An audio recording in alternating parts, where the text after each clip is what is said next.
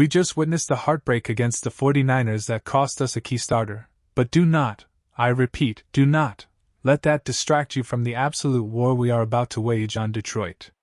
Ben Johnson has officially declared that there is no backing down, no resting starters, and absolutely no mercy coming for the Lions this Sunday.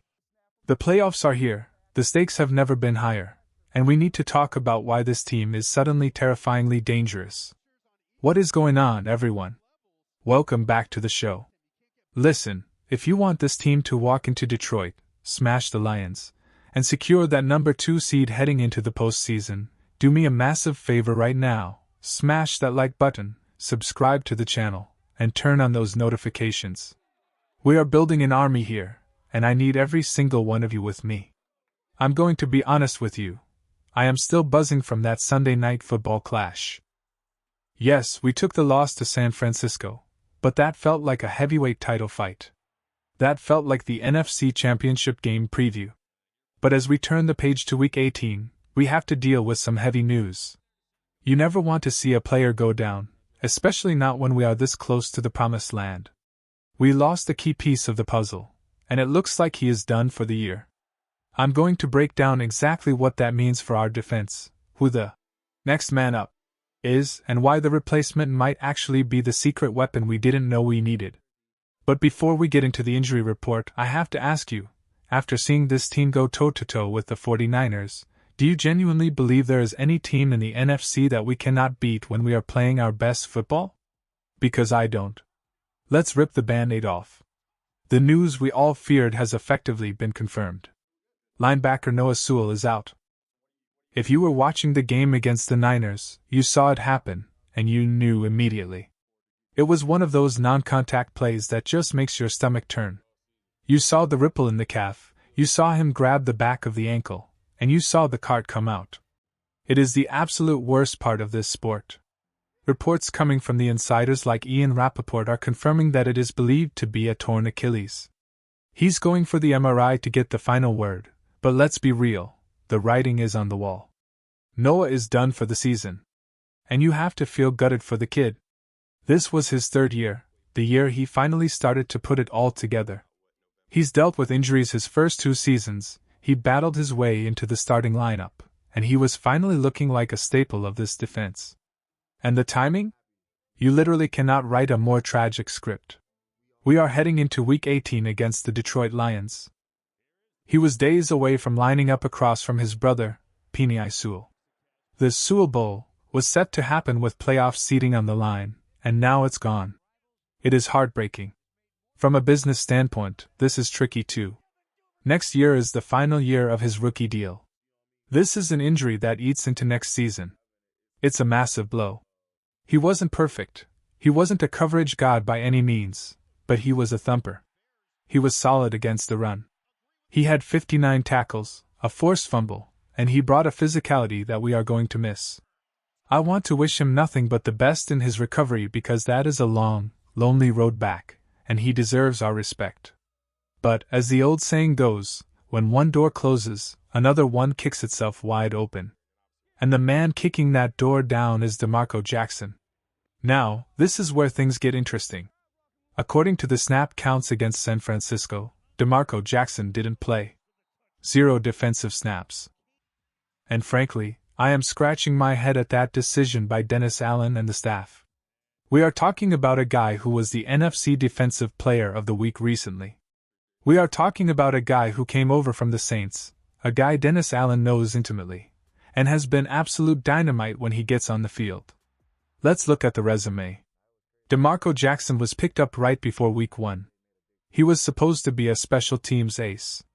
But when he got his shot against the Steelers, he was everywhere. When he played against the Browns, he was unblockable.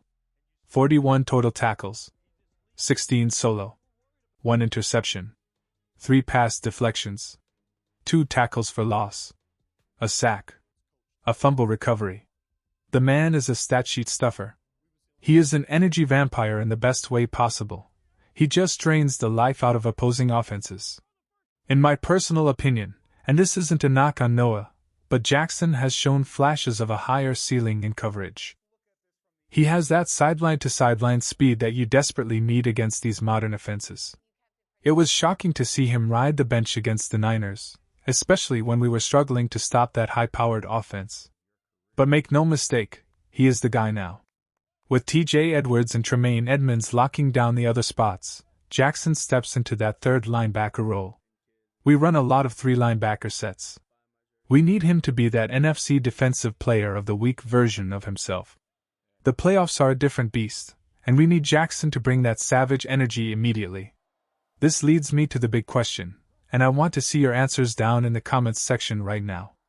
This is the debate of the week. Considering the injury to Sewell and the flashiness of DeMarco Jackson, do you think the defense actually gets better with Jackson in the starting lineup for the playoffs? Or is the loss of Sewell's run-stopping ability going to cost us? Give me your honest take. I'm leaning towards Jackson being a massive upgrade in speed, but I want to know what you think. Now, let's shift gears to the man leading this ship. Head coach Ben Johnson. If you had any doubts about the mentality of this team heading into a meaningless Week 18 game, let me kill them right now. Ben Johnson sat in front of the media, looking exhausted after the late flight back from California, and he dropped the hammer. We are playing to win this week. That's it. No resting starters. No load management. No backing down. And I absolutely love it. This is exactly why we are sitting at 11 wins. This is why we won the NFC North. Ben Johnson understands something that a lot of coaches forget. Momentum is everything. You do not limp into the playoffs. You do not take a week off and hope you can flip the switch back on in the wildcard round. You kick the door down. You have to remember the context here. Week 2. Detroit Lions 52, Chicago Bears 21. They embarrassed us. They put 52 points on our head. At that moment, we were 0-2. The analytics said we had less than a 15% chance to make the playoffs. The national media wrote us off. They said Ben Johnson was a fraud. They said the team was broken. And look at us now. We are in the dance. The Lions are watching us from the rearview mirror. But Ben Johnson isn't satisfied with just being in. He wants to send a message. He wants to walk into his old home, Detroit, and absolutely crush them. He wants to erase the memory of that 52-point beatdown. He wants to end the season 12-5. And there is a strategic reason for this aggression, too. We are fighting for the number 2 seed. And you better believe that matters. Here is the situation. We need a win. We cannot rely on other teams to do our dirty work. Yes, there are scenarios where we lose and still get the 2 seed, but they involve the Eagles losing to the Commanders, and frankly, I don't trust that to happen. I want us to control our own destiny. Why is the number 2 seed so vital? 2 words, home field. If we get the 2 seed, we are guaranteed a home game. And if the stars align, we could be looking at a home playoff game against the Green Bay Packers. Can you imagine Soldier Field on a Saturday night playoffs, Bears versus Packers? The atmosphere would be radioactive. The last time we played them at home, the stadium was shaking. I want that energy. I want the fourth phase screaming their lungs out. I don't want to go on the road. I don't want to play the Rams. Let's be real for a second, the Rams scare me. Sean McVay is a wizard. That team is dangerous. I would much rather play Green Bay at home than deal with the Rams or the Seahawks. Ben Johnson knows this. He knows the path to the Super Bowl is a lot smoother if it goes through Chicago. So, we play to win. We play to dominate. Finally, we have to address the rumors swirling around the staff. Success comes with a price, and that price is usually your assistant coaches getting poached.